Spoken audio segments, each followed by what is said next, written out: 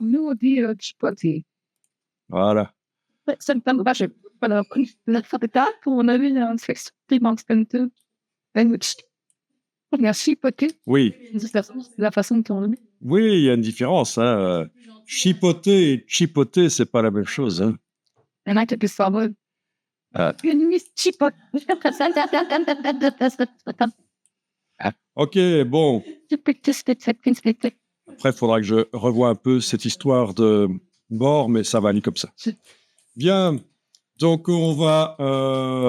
c'est déjà pas mal. Vous pouvez enregistrer. Bien sûr, le texte, on peut lui donner la couleur qu'on veut. Je vous rappelle que c'est en sélectionnant le bloc, par exemple, quand le bloc ne contient pas différents niveaux de texte, hein, pas titre, body, etc. On peut faire comme ça, sélectionner le bloc avec la flèche noire et indiquer ici qu'on va modifier le texte, le fond du texte, voilà, et vous lui donnez la couleur que vous voulez. Ça peut être du blanc. Souvent, ça marche mieux. Ou alors la pipette. Pipette. On clique sur une photo. Avec la touche Alt enfoncée, on peut continuer à cliquer jusqu'à ce qu'on ait la bonne couleur. On force la pipette à rester en mode prélèvement grâce à la touche Alt du PC ou la touche Option du Mac. Voilà. Donc, c'est très intéressant de pouvoir, comme ça, utiliser des couleurs qui sont sur la page, en fait. Hein.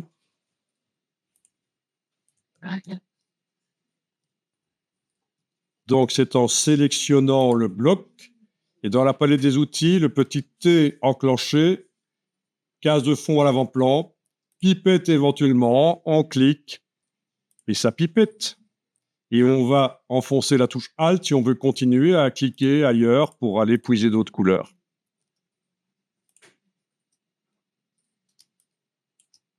C'est pas génial, ça? Alors, regardez un outil génial dans la même veine, dans le même genre. Ça s'appelle outil thème de couleur. C'est la pipette bizarre qui est ici. Voilà. Je clique sur une photo parce que vous voyez, quand on survole, ça me demande, tiens, quelle photo? What photo? Ok, je vais cliquer sur l'ours. Vous voyez ce que ça fait? Les couleurs principales de l'image sont ici, reprises. Voilà. Je peux essayer avec la touche Alt une autre photo. Voilà. Tiens, ça c'est marrant. Sur cette image-là, ça m'a fait ça. Donc, c'est intéressant. Ça vous crée des couleurs que vous pourriez ajouter au nuancier avec l'icône ici.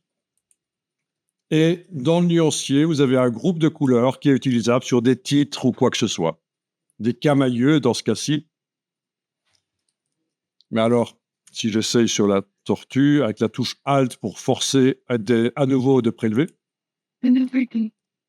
Voilà, ça me crée des groupes de couleurs, c'est intéressant, que je peux donc ajouter au nuancier. Ah, mais il y a aussi ceci. Il y a des variantes. Éteinte, par exemple, ça va enlever les contrastes, voilà. OK, c'est ça que j'ajoute au nuancier, par exemple, et voilà.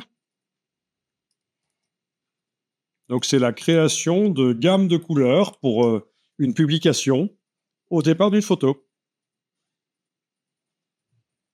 Alors, vous pouvez aller sur le web, essayer ça si vous voulez, color.adobe.com.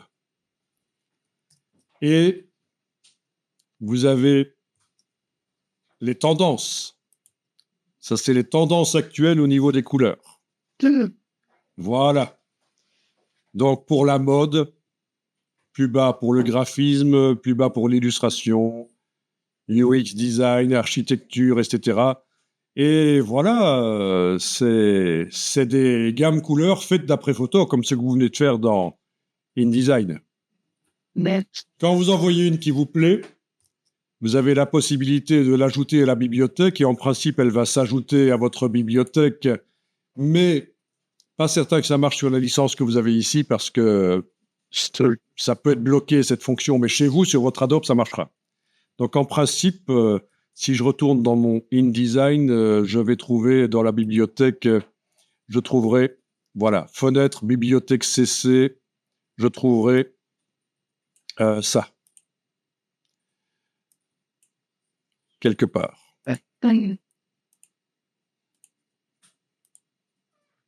OK, mais c'est peut-être pas encore arrivé.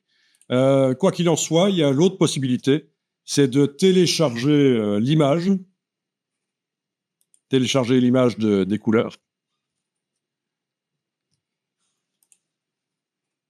Voilà.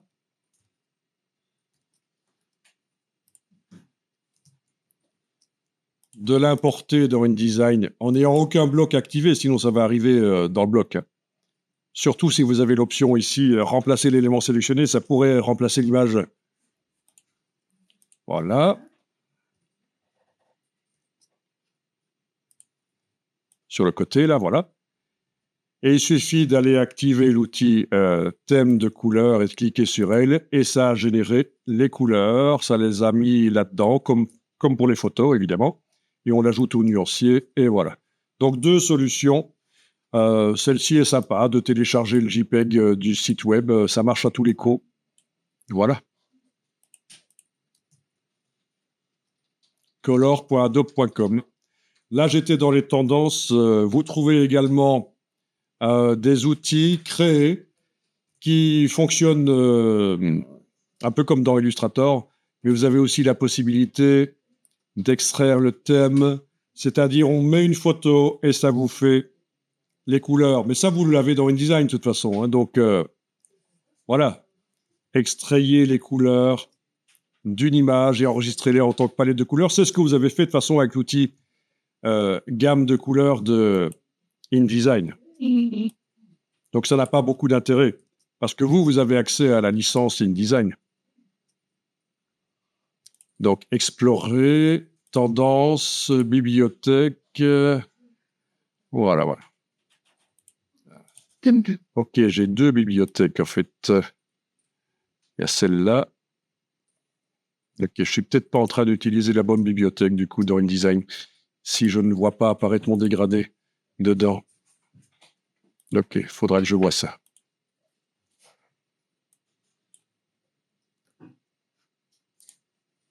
Bon, peu importe, je suis du genre à faire les choses un peu à l'ancienne, de toute façon. L'image JPEG, moi, ça me plaît bien.